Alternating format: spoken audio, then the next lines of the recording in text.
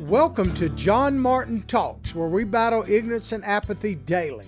The growing ignorance of just how special this experiment we call the United States of America is, and the apathy that we can't or won't do anything and everything to save her. Well, ladies and gentlemen, I guess I got some good news for you.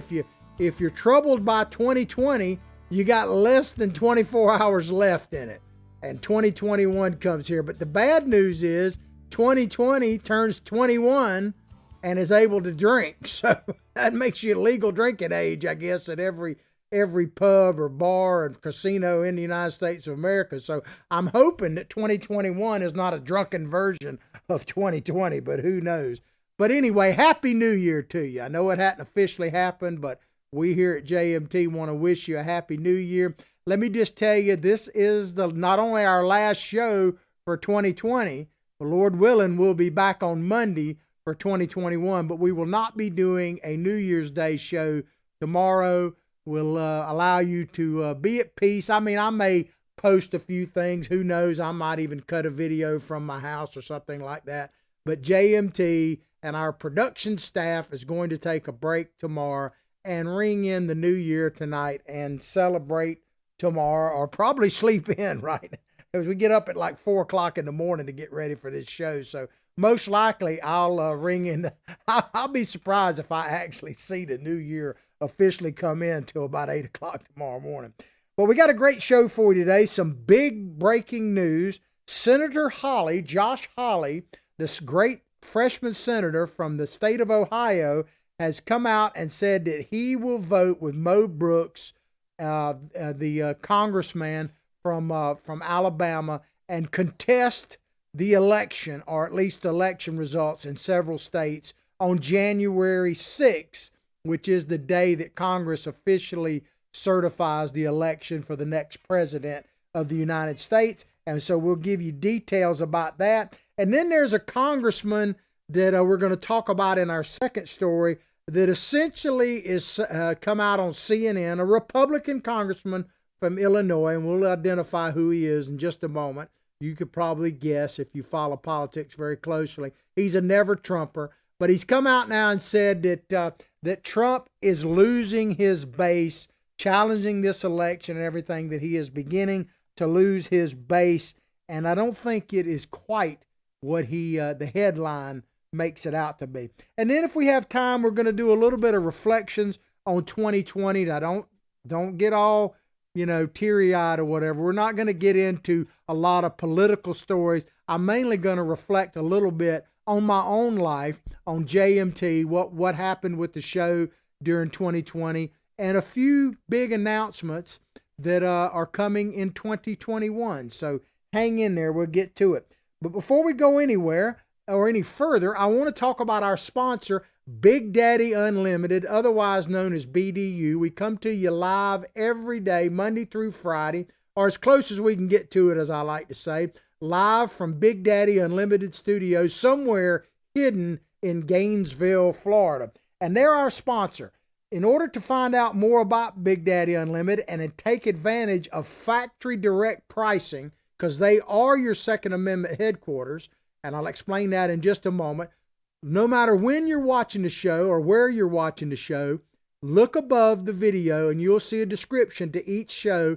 Scroll down on that and you will see our sponsor link. Click on it, takes you to Big Daddy Unlimited. I call them your Second Amendment headquarters, because not only can you get guns and ammunition, yes, I said guns and ammunition, delivered directly to your doorstep at factory direct pricing, but you can literally get thousands of other items, anything related to the Second Amendment, from tactical gear right down to souvenir swag and that type of stuff. So check it out, Big Daddy Unlimited. I call them your Second Amendment headquarters because not only do you get all those products delivered directly to your door at factory, as I say, direct pricing, but through various other organizations, which more will be revealed as this new year unfolds. Big Daddy Unlimited is actually in the business, so to speak, of defending your Second Amendment rights. So stay tuned, more will be revealed. We also have a sponsor, patriotthreads.org, and I am modeling one of their shirts that that our friends there gave us. PatriotThreads.org is apparel with a purpose. Use the promo code JMT, John Martin Talks promo code, get 20% off. Click on that website, check it out. Basically, they can create any type of American-made beauty like this t-shirt. It probably look even better on you than me. And they do especially great work with charities and that type of thing. So check it out, patriotthreads.org, and remember your 20% off code JMT. We keep announcing to you, and we're going to keep on Recoil TV. We now have a channel on Recoil TV's YouTube channel. Of course, we still have John Martin Talks, spell it all the way out, John Martin Talks YouTube channel. Check it out. But we're excited to tell you that we're on Recoil TV. If you're not familiar with them and you have any interest in the Second Amendment whatsoever, you need to check them out because they identify new products. They have videos about how to use new types of weaponry and all kind of things, anything Second Amendment related. And now we have a channel on that, and all of our shows are archived on there. So remember Recoil TV. All right, let's get into our first story here. This is an AP story. Missouri Senator contests Biden's Electoral College win. And this is Josh Hawley. There's a great picture of him there. He is a freshman senator from the great state of, I think I said Ohio, and I meant to say Missouri. He's actually from Missouri. Senator Josh Hawley, Republican Missouri, said Wednesday he will raise objections next week when Congress meets to affirm President-elect Joe Biden's victory in the election, forcing House and Senate votes, now this is the AP saying this, not me, that are likely to delay but in no way alter the final certification of Biden's win. Well, we'll have to actually see what happens when that time comes. And let me just tell you before we go any further, let me admit my bias, because of course I'm certainly hoping that President Trump prevails. I think that probably goes without saying. But I am a big fan of Josh Hawley. He has really made a mark and impressed me in the couple of years that he's been up there. And should President Trump not prevail, and I'm not wishing that, God help us if Joe Biden becomes president, I'm just giving you some food for thought, that if President Trump decided for whatever reason not to run in 2024, I'm telling you right now, this young man, Josh Hawley, would rise up to the top of the list of people that I would certainly consider supporting because he has been a stalwart, not just a supporter of Donald Trump, but beyond that, he has supported the whole idea and the concept of America First and the MAGA agenda. And we're grateful that he's not only doing that, but he's a young guy. He's an up-and-coming fella. You need to keep your eye on Josh Hawley. On with the story. President Donald Trump has, without evidence, they always say that, right? We're going to get into that in just a second. Without evidence, claimed there was widespread fraud in the election. You know, let me just say this. If Donald Trump were to say tonight, hold a press conference and say, in 2021, the sun will come up tomorrow morning, somebody at CNN or something would say, Donald Trump says the sun is coming up tomorrow without evidence. I mean, they would always say that. But he has talking about Josh Hawley, pushed Republican senators President Trump. Let's start over. President Trump has, without evidence, claimed there was widespread fraud in the election. He has pushed Republican senators to pursue his unfounded charges, even though the Electoral College this month cemented Biden's 306 to 232 victory and multiple legal efforts to challenge the results have failed. Well, first of all, why should President Trump even have to push these Republicans? He's had to pull these guys across the finish line multiple times. In the Senate, Mitch McConnell wouldn't even have the majority in the Senate if it wasn't for one and only DJT. Argue with that. Tell me, tell me where I'm wrong on that. Chime in on Facebook, YouTube, or the various other platforms we're on and let me know where I'm wrong. I'll tell you right now, I don't believe that Mitch McConnell, he would be minority leader right now if it weren't for that guy, Donald Trump. But beyond that, man, I mean, this thing without evidence. Well, there's tons of evidence. The problem is we can't even get a judge to look at the evidence. They dismissed the cases without even probable cause to do it. I mean, God bless Texas and the other, I think, 18 or maybe 20 some odd states that ultimately, including my great state of Florida, signed off on their challenge.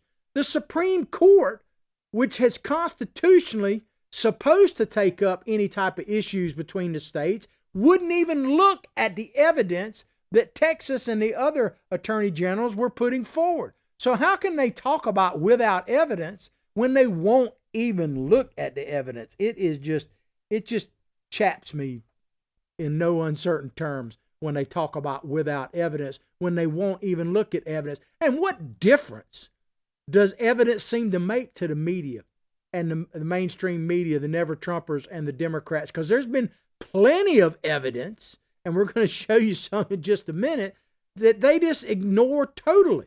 They absolutely do. But I'm going to play a video from the counting on the November 3rd election in Michigan. You've probably seen this.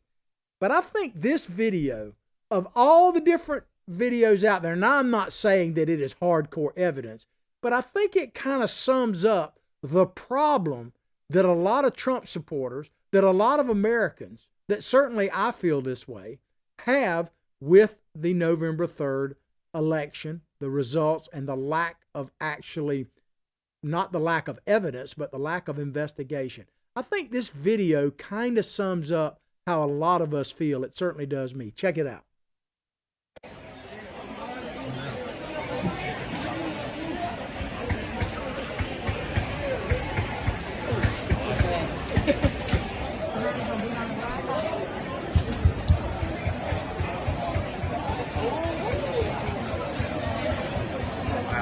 I think you get the picture. In case you've not seen that, that is an actual video from where they were counting votes in Detroit, Michigan. And there you see, I'm assuming, government workers putting up sheetrock and boards up against the window to keep people from looking in and seeing what they were doing, including poll watchers. Now, is that evidence of fraud? No, not necessarily. But does it pretty much sum up what's happened here? Nothing to see here. Move along. There's nothing to see here. And that video, I think, pretty well sums up why a lot of us are frustrated. A lot of us are plain and simple pissed off. Why we cannot accept Joe Biden, God help us, being elected president. Because it's not because we're saying necessarily that Joe Biden didn't win. I don't believe he did, and I'll explain that more in just a minute, what you have to believe in order to believe that. But let's just assume, for the sake of conversation, God help us, that Joe Biden was the greatest presidential candidate in history, which is one of the things you'd have to believe. The problem is, ladies and gentlemen, we're not allowed to even question the results. We're not allowed to present evidence. The Supreme Court, for God's sakes, the highest court in the land, which is constitutionally obligated to settle disputes between states, wouldn't even look at the evidence that Texas and the other attorney generals were presenting. So how can you say without evidence if you don't even look at it? And that's the thing that just gets me. And if they would look at the evidence, even if I'm not saying the Supreme Court should have sided with President Trump, but to not look at the evidence makes me wonder, well, what is the point? And you talk about lack of faith in your institutions. When they won't even do their job, what is our recourse? I'm going to give you some recourse as we go forward. A group of Republicans in Democratic majority House have already said they will object on Trump's behalf during the January 6th count of electoral votes, and they had needed just a single senator to go along with them to force votes in both chambers. Now, there may be some others. Now, this article is probably right. I don't expect, I would like to hope, but I don't really expect. In other words, I would be shocked if the majority of the senators, including the Republicans, actually side with Donald Trump. You know why? Because they're rats. They're swamp rats. That's what they are. Josh Hawley, he's not. At least he doesn't appear to be. Now, after he's there a couple terms, who knows? Because it is, rats carry infections and they carry that swamp disease with them. So I'm hoping he can hold out. no matter what. But they're swamp rats. That's what they are. Mitch McConnell is a big time swamp rat. He just simply is. And there are dadgum few that aren't. And I don't know that any of the Democrats are not just plain rats, or at least rat pups in the making. Without giving specific evidence, Hawley said he would object because some states, including notably Pennsylvania, did not follow their own election laws. That's basically what Texas was saying. Lawsuits challenging Biden's victory in Pennsylvania have been unsuccessful. Well, ladies and gentlemen, it's clearly true that what Mr. Hawley, I'm not sure exactly, I think it's Hawley, he is saying, that states like Pennsylvania did not follow their own election laws, is simply true. There is no one is really even questioning that, if you think about it. Because the Constitution, just in case you're new to the show, I've said this before, but if I say it, it bears repeating. Let me give you just a quick constitutional class here. The Constitution, basically, let me back up. Our presidential election process is in essence 50 separate state elections. I know there's territories and other things involved, but for the sake of conversation, it's 50 separate state elections. We don't have a national presidential election in that sense. And so the rules and regulations within the states are set by the states. But the Constitution is very, very clear that the only legislative body that can change the election laws or set the election laws in the states is the state legislature. Not the governors, not the Secretary of States, not the Supreme Courts, none of that. And if you go back and look at the cases that are being challenged, go back and look at the Texas case, where I think they challenged Wisconsin, Michigan, Pennsylvania, maybe there was one other, that they challenged the results in those states. Was it Wisconsin, Michigan, Pennsylvania, and Georgia? The election laws were changed in those states, and many others, by the way, but in those states by governors, like in Georgia, which we have a major election coming up on the 5th. Georgia, please get out and vote. They were changed by what they call a consent decree by the Secretary of State, a Republican, by the way, the governor, I guess, as well, but the Secretary of State, and the governor is Republican, and Stacey Dadgum Abrams, who has no elective position at all. And there was what they call a consent decree changing the way they handle absentee and creating mail-in voting. No, I don't know. Attention, please. There has been a report of an emergency. Proceed calmly to the nearest exit and leave the We're in the studio, and we just had an alarm go off. Stairwells where necessary. All handicapped occupants shall use the building evacuation plan. I guess we have to evacuate and start over, right? Well, hopefully...